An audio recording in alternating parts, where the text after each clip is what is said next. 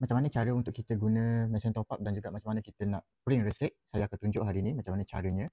So yang pertama, kita paling kurang kita perlu ada mini printer ataupun kita nak letak dekat kedai, kita boleh beli mesin top up. Tapi hari ini saya akan tunjuk macam mana cara menggunakan mini printer dan macam mana cara untuk kita print resit. Yang pertama, kita memang dah berdaftar sebagai ejen top up dan kita ada apps top up kita sendiri. Kita pergi kepada bahagian setting. So kita cari Bluetooth. So lepas tu kita akan cari nama printer. Lepas tu yang ni biasa dia akan minta nombor PIN saja, so masuk saja. So bila dah connect nanti, masuk semula dekat apps top up tu. Dia masuk dekat sini, pergi kepada bahagian profile dan ada Bluetooth. So klik saja Bluetooth dan klik yang warna biru dekat bahagian bawah ni. Okay, so dia dah keluar senarai Bluetooth yang ada. So klik saja nama printer, klik connect.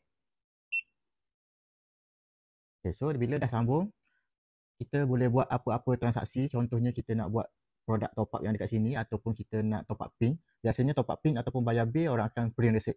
So dekat sini kita boleh lihat produk-produk yang kita ada. Contohnya kita nak buat transaksi touch and go. Kita masuk sahaja touch and go.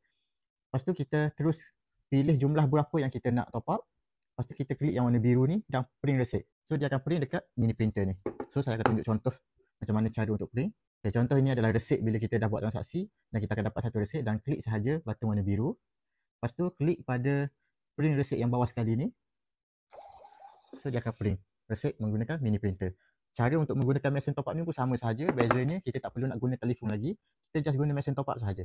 Kita nak buat apa-apa transaksi, top up ke, top up PIN ke, beli touch and go ke, bayar bil ke, kita terus buat transaksi menggunakan mesin top up dan kita terus print receipt.